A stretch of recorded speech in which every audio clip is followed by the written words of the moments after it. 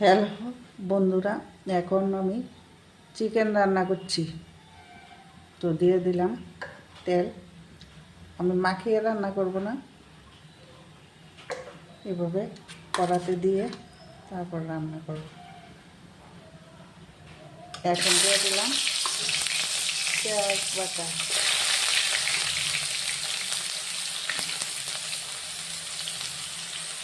শুকানো পেঁয়াজ,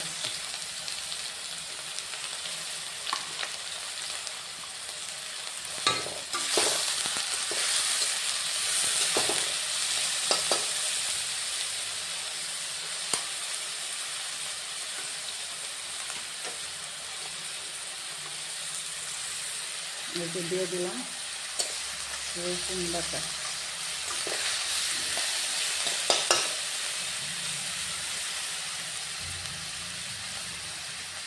এখন দিয়ে দেবো চিকেন।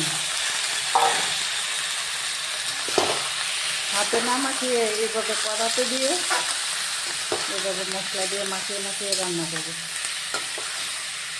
হাতে মাখালেই শুধু স্বাদ হয় না, এভাবেই রান্না করি। দিয়ে দিলাম লবণ, হলুদ,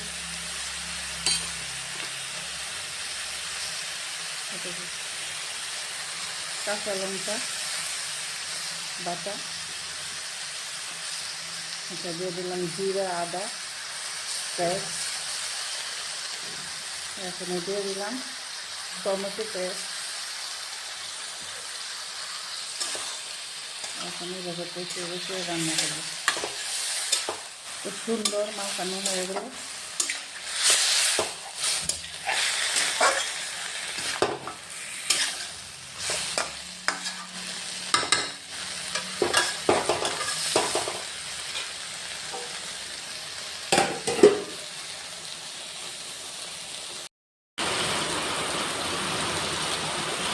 এখন দিয়ে দিলাম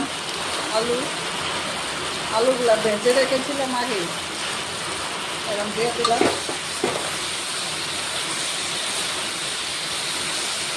দেখো কি সুন্দর কষিয়ে কষিয়ে